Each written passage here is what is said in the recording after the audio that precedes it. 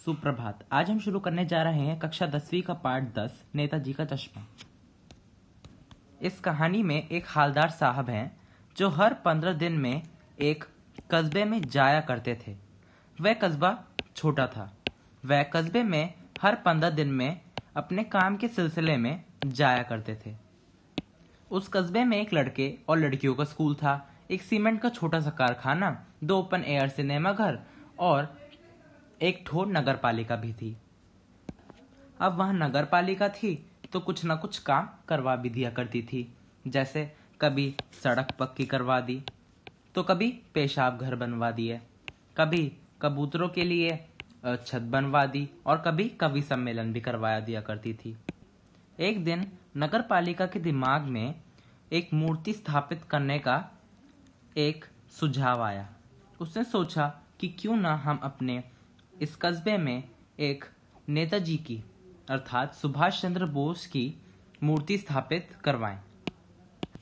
अब किसी अच्छे मूर्तिकार को बुलवाते तो उसमें पैसे की बर्बादी भी होती और दूसरी ओर चिट्ठी और पत्र की भी बर्बादी होती।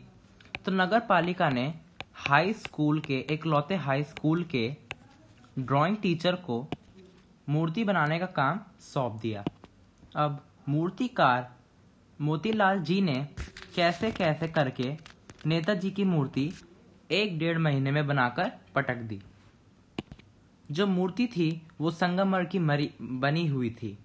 टोपी की नोक से कोट के दूसरे बटन तक कोई 2 फुट की ऊंची थी, जिसे कहते हैं बस्ट। और नेताजी की जो मूर्ति थी वह सुंदर भी लग रही थी। मूर्ति को देखते ही दिल्ली चलो और तुम मुझे खून दो वगैरह याद आने लगते थे। अब नेताजी के आंखों पर चश्मा नहीं था, मतलब चश्मा तो था परंतु वह सचमुच का चश्मा था।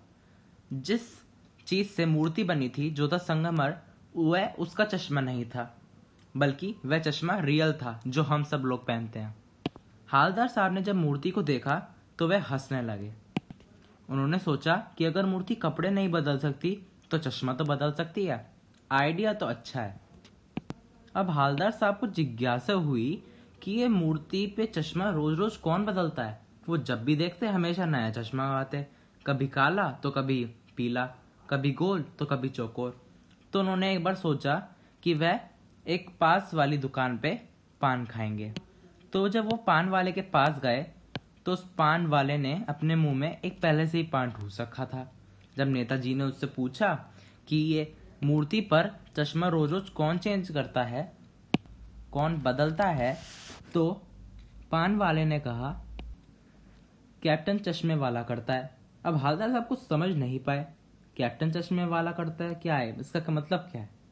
तो पान वाले ने फिर से बताया कि कोई ग्राहक आ गया समझो, उसके चौड़े चौखट चाहिए तो कैप्टन किधर से लाएगा। तब हालदार साहब को कुछ समझ में आने लगा कि कैप्टन एक चश्मे वाले का नाम है, वो रोज चश्मे चेंज करता है जिससे कि ग्राहक आए और उसके चश्मे पसंद करके ले जाएं। फिर हालदार साहब सोचने लगे कि लगता है कि इनकी आंखों पर चश्मा इसलिए नहीं लग पाया होगा क्योंकि जब मूर्तिकार ने वो मूर्ति बनाई होगी तब चश्मा बनाते हुए या तो वो चश्मा इतना बारीक बना होगा कि वो टूट गया होगा, और क्या पता वो चश्मा लगाया हो तो फिट ना बैठा हो। अब हालदार साहब जाने लगे तो उनके मन में एक विचार आया कि ये इसका नाम कैप्टन क्यों है। तो हालदार साहब ने पान वाले से फिर से पूछा कि क्या ये कोई आजाद हिंद फौज का भूतपूर्व सिपाही है या कोई ये चश्मे वाले नेताजी का साथी है। तो जो पान वाला है वो तेज तेज हंसने लगा। हंसते हंसते फिर उसने बोला वो लंगड़ा क्या जाएगा फौज में, फोटो वोटो खिंचवा दो उसकी। तो फिर हालदार साहब सोचने लगे कि इतना बड़ा देशभक्त होने के बावजूद ये पान वाला उसका मजाक उड़ा रहा है। हालदार साहब अपनी गाड़ी में कैप्टन चश्मे वाले को सलाम करके चल दिए। अब 2 साल तक हालदार साहब उस कस्बे में नहीं आए। शायद कोई काम पड़ गया होगा, इसलिए 2 साल तक वह उस कस्बे में नहीं आए। अब जब वो उस कस्बे में आए तब उन्होंने नेताजी की मूर्ति देखी। अब जब नेताजी की मूर्ति देखी तो उस मूर्ति पर चश्मा नहीं था। तो हवलदार साहब चौंक गए कि चश्मा कहाँ है, वरना इस पे तो रोज नया चश्मा लगा रहता है। तो फिर उन्होंने आसपास देखा तो और भी सारी दुकानें बंद थी। तो हवलदार साहब ने सोचा कि क्या पता कैप्टन ना आया हो।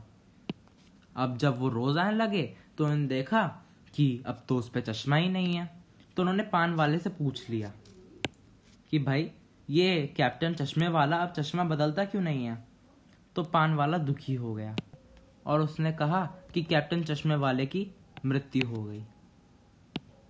अब हवलदार साहब कुछ देर के लिए चुप बैठ गए और अपने जीप में बिना कुछ कहे वापस चले गए।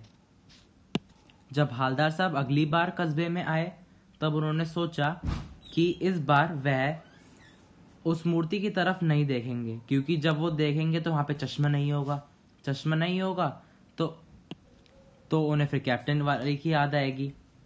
तो उन्होंने अपने गाड़ी चलाने वाले से कहा कि तुम आज गाड़ी वहां से जल्दी चला देना, जिससे कि मैं वहां पे देख ही ना पाऊं।